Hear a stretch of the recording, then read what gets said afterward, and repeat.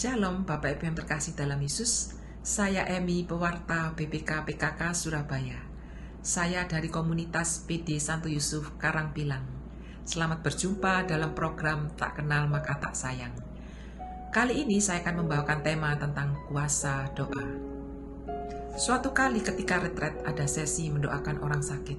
Di sebelah saya ada seorang bapak yang sakit jantung. Karena saya ragu, takut dan khawatir tidak bisa mendoakan, maka saya mundur beberapa langkah untuk tidak mendoakan bapak tersebut. Tetapi keesokan harinya, sesi itu diadakan kembali. Dan di sebelah saya ada seorang ibu yang sakit kanker otak. Saya merasa takutnya itu bertambah 2 kali lipat. Tetapi karena di retret kita harus mempraktekkan apa yang kita pelajari, maka mulailah saya mendoakan ibu tersebut. Ibu itu mengalami jaman Tuhan yang luar biasa sehingga dia menangis jadi-jadinya. Bapak Ibu yang terkasih, seringkali kita nggak yakin yang kita doakan itu apakah ada kuasanya. Saat kita berdoa, apakah kuasa itu bekerja? Saat ada teman, saudara yang minta kita doa, kita mencari orang lain yang biasa mendoakan.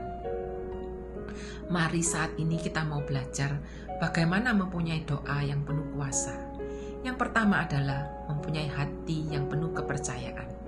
Seperti di dalam Matius 21 ayat 22 dikatakan, dan apa saja yang kamu minta dalam doa, dengan penuh kepercayaan kamu akan menerimanya.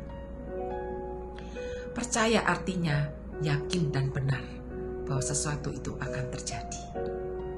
Berdoa dengan penuh kepercayaan artinya kita percaya bahwa apa yang kita doakan itu pasti dikabulkan. Untuk mempunyai rasa percaya atau keyakinan yang seperti itu, kita butuh relasi yang terus-menerus mendalam dengan Tuhan. Seperti kita bertemu dengan teman kita di gereja yang hanya 1-2 kali, kita nggak mungkin mencurahkan isi hati kita kepada dia. Tapi kalau sudah berelasi lama, kita pasti berani. Begitu juga dengan Tuhan. Untuk menumbuhkan rasa keyakinan yang penuh kepada Tuhan, kita butuh relasi yang terus-menerus dibangun setiap hari tanpa henti. Yang kedua adalah tinggal di dalam Dia. Seperti dalam Yohanes 15 ayat 7 dikatakan, jikalau kamu tinggal di dalam Aku dan firman-Ku tinggal di dalam kamu, mintalah apa saja yang kamu kehendaki dan kamu akan menerimanya. Dalam ayat ini ada 2 kalimat perintah, yaitu tinggal di dalam Dia dan firman-Nya tinggal di dalam kita. Tinggal di dalam Dia artinya kita tetap teguh setia kepada Tuhan.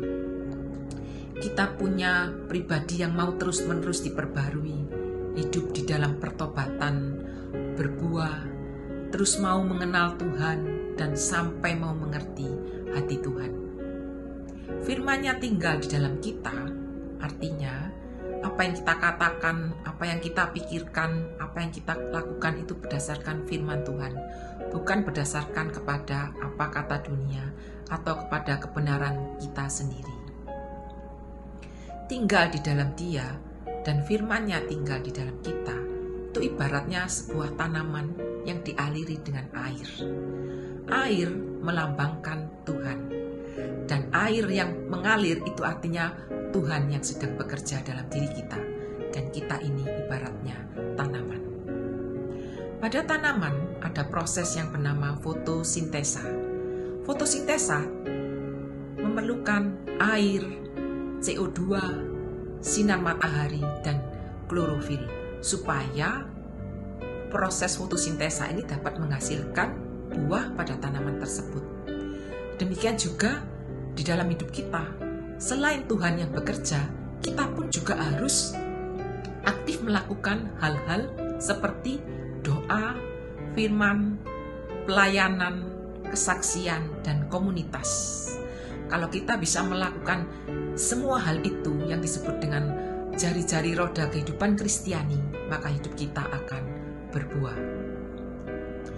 Tanaman untuk tumbuh dengan sempurna, dia butuh proses yang lain, yaitu proses terang dan proses gelap. Proses terang adalah proses saat matahari menyinari dia, dan proses gelap adalah saat malam hari. Demikian juga di dalam kehidupan kita. Kita butuh proses terang dan proses gelap.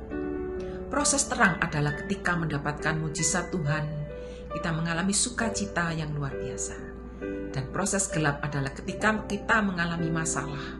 Tetapi kita percaya saat kita mengalami masalah, kebaikan-kebaikan Tuhan itu terus bekerja di dalam kita. Sehingga proses terang dan proses gelap ini bekerja bersama-sama menghasilkan buah dalam kehidupan kita. Dan kita boleh menjadi pribadi yang diperbarui di hadapan Tuhan. Yang penting dari semuanya itu adalah faktor air yang di dalam tanaman tersebut. Jadi di dalam kita yang paling penting adalah Tuhan yang bekerja di dalam kita.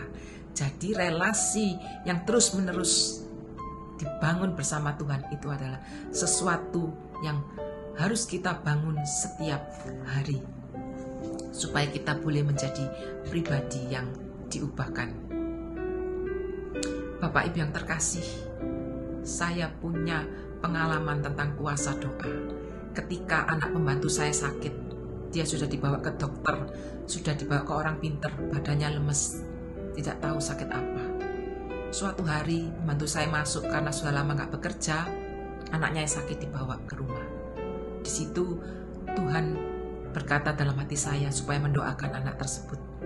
Akhirnya anak itu saya bawa ke ruang doa, dan di depan salib saya ajak dia berdoa seperti ini. Tuhan Yesus, tolong sembuhkan saya. Terima kasih. Hanya kata-kata yang sederhana itu yang diucapkan anak ini. Kemudian anak ini pun pulang. Beberapa jam kemudian ibunya menelpon saya dan mengatakan bahwa anak ini sembuh total, bahkan bisa berlari-lari seperti biasanya. Bapak Ibu yang terkasih, dengan doa yang sederhana itu kuasa Tuhan bekerja dengan luar biasa. Mari kita mau percaya bahwa saat kita mempunyai hati yang penuh kepercayaan, kita tinggal di dalam Dia dan firman-Nya tinggal di dalam kita, apa saja yang kita doakan pasti dikabulkan.